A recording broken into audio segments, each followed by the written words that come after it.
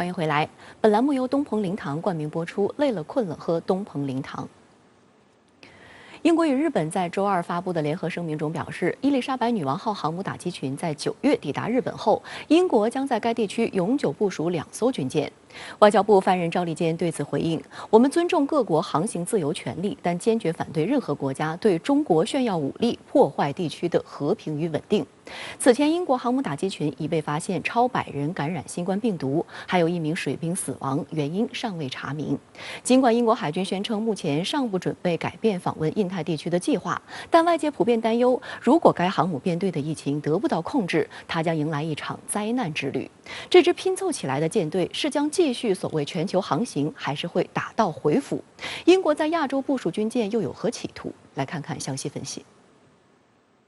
英国国防大臣本·华莱士在东京与日本防卫大臣岸信夫联合发表的声明中说，在英国航母打击群首次部署后，英国将从今年晚些时候开始在该地区永久部署2艘舰艇。华莱士还表示，英国最终还将在亚洲地区部署一个滨海反应小组，这是一支接受过培训的海军陆战队部队，负责撤离和反恐等任务。当被问及英国皇家海军的舰艇将会部署到该地区的哪个港口时，岸信夫表示，英国航母及其护卫舰船在抵达日本后，将分散停靠在日本自卫队和美国海军的基地里。路透社报道称，英国伊丽莎白女王号航母将停靠在横须贺基地，这里也是驻日美军司令部的所在地。此前部署有美国海军的里根号航母。日本共同社报道，英国航母打击群还计划在日本近海与日本自卫队、美军开展联合训练。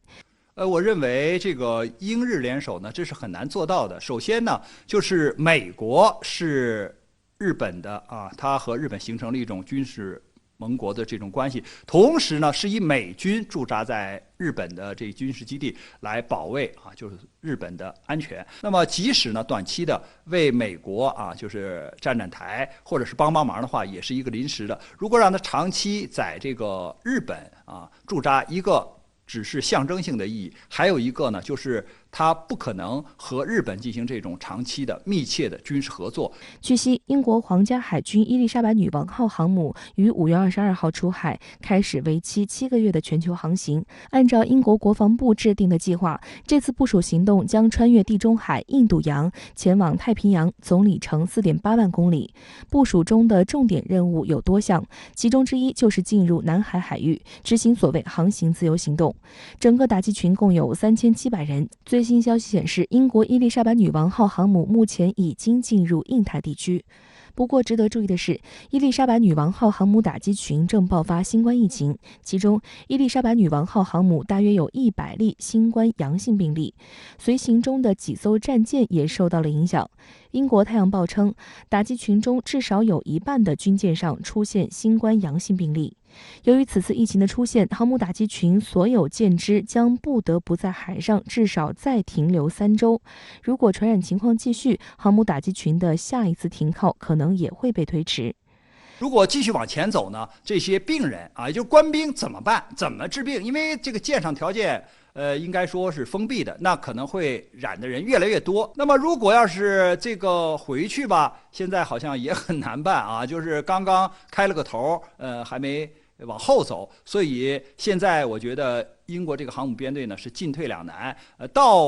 9月份的时候，能不能够按期抵达日本这个是要画巨大的问号的。而且在编队进行访问的时候，会有一个重要的情况，就是这个双方的舰艇上的官兵要互相的参观对方的军舰。那么美军和日本海上自卫队它是要上舰参观的，那这个人员交叉就可能会造成疾病和这种就是疫情的扩散。从此次航母打击群的配置来看，英国也是举全国之力拼凑出来的。伊丽莎白女王号航母今年首次进行远洋部署，由于英国航母目前的舰载机数量不够，英国只能和美国海军陆战队的 F-35B 联合组成航母舰载机编队，并邀请美国、荷兰军舰加入，拼凑成一个航母打击群。目前，航母的护卫舰包括英国海军的23型护卫舰李士满号、肯特号、45型驱逐舰卫士号和钻石号、综合补给舰维多利亚堡号和春潮号、机敏级攻击核潜艇机警号，以及美国海军的苏利文兄弟号驱逐舰和荷兰海军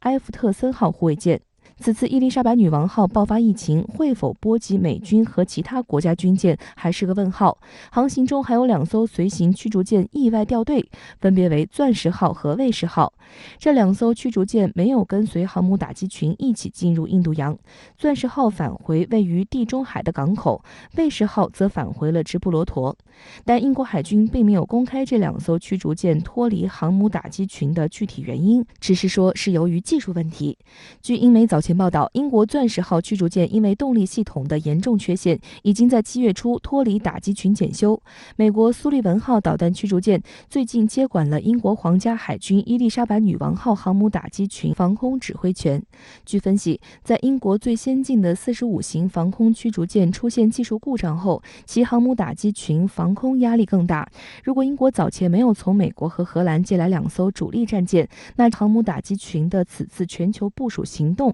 恐怕将更尴尬。首先装备不行，再有一个呢，就是这个人员有100多人，这个染病之后，英国这次它的航母编队都很难达到预期的目的。就是英国现在它不可能就是达到像过去这样一个海上霸主的地位了，因为这个所谓的战略，它是由企图和这种能力组成的，而即使它有这种企图，它的能力已经不足以支撑，所以它根本就不可能实行这样的战略。相关话题来连线特约评论员吴健。吴先生您好，英国航母这次远航近乎裸奔，护航舰艇一路磕磕绊绊，航母上搭载的舰载机还是美军的。您是如何来看待英国如此卖惨式航母首秀呢？某种程度上，英国把航母当成了插手亚太、盘活外交的钥匙。众所周知，当初英国造2条排水量6万吨的航母，几乎掏空了国库。一大证据是，伦敦在07年造航母时，严令它的总费用不得超过62亿英镑。可这一红线很快就击穿了。到前年，2条航母都服役的时候，他们已是76亿英镑的身价了。而英军呢，却为此集体节衣缩食。你瞧，他的陆军压到8万人，空军不敢买飞机，海军更把唯一的2栖舰海洋号卖给了巴西。而如今呢，英国航母最大的问题就是养不起，别说护航舰艇凑不齐，连舰载机都买不全。英国人的变通之道呢，只能是玩共享经济。我看过检视海军评论的文章，提到这次航母东来，英国把盟军友军的互操作概念发挥到了极致。迄今呢，英国手里的配套 F-35B 舰载机才18架，于是就让美国一个中队的 F-35B 上舰，而且伊丽莎白女王航母途经的时候还安排过意大利的 F-35B 联训。过了红海后呢，他又和印度、美国、日本等等国家的海军搞交会演习，大方的让外军体验英国航母的威力。但其中的奥妙是什么呢？既然外军来共享，就得掏养船的钱。实际上，英国新航母自从服役后，就频出漏水、断电等等事故，严重影响出动。而未来呢，这些维修开销都将通过引入外军资金来弥补。虽然英国航母首秀非常尴尬，但是英国国防大臣华莱士仍声称将以日本为重心，在亚洲永久部署2条军舰。您对此如何看？我个人看法，与其说是英国要重返亚太，重温日不落帝国的旧梦，不如说是脱欧后的英国进一步与美国印太战略捆绑，以实际行动帮助资源不够的美国搅局西太。我跟大家分享一个细节。以96年台海危机为例，美军界就反复出现在西太部署2条航母牵制中国的声音。但多年来，无论日本国内强烈的反核声浪，还是美国自身的财力不足，都限制了这样的努力。就西太而言，美国的盟国体系里面，能长期部署重型甚至超级航母的军港非日本横须贺莫属，哪怕它的关岛阿普拉港、新加坡的樟宜港都做不了。为什么呢？因为美军不仅独霸横须贺超大港池和水深的12号码头，还有长414米、宽5米的停靠栈桥。这还不算，横须贺的6号船坞也归美军自由使用。可以说，从夏威夷往西直到印度洋，都没有第二处能与横须贺相比。可是呢，受日本国内反核抵制，美国长期不便在此部署第2条核动力航母，而采用常规动力且大部分武备都能通用的英国航母到来，无疑大大提高了美军的作战灵活性。更重要是，目前除开现在常规起降舰载机的尼米兹级航母，美国目前在日本还有多条搭载 F-35B 垂直起降机的2栖攻击舰。这还不算正进行搭载 F-35B 改造的2条日本准航母。如果再加上相同配属的英国航母入列，无疑将大大提升美军及其盟军的海空突击力量，给中国制造麻烦。我记得美国兰德早在20年前做过一个测算，那就是如果在西太因岛屿问题发生针对军事大国的海空较量，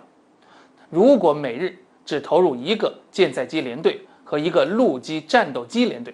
也就是1个美国航母打击群加上驻日美军的陆基航空兵，取得有利态势的可能性是55%。如果再追加1个舰载机联队，则有望增到80%。很显然，英国航母这番骚操作如果成真，成为日本横须贺的常驻户，无疑令这种用兵模式得以兑现。可我要说的是，同样过去20年，身在亚太且拥有完全自主能力的中国，还是不是那个用几条航母就能威慑牵制得了的国家呢？我想，无论英国人、日本人还是美国人，他们心里都很清楚。好的，也谢谢吴先生跟我们共同在线分享您的观点，谢谢。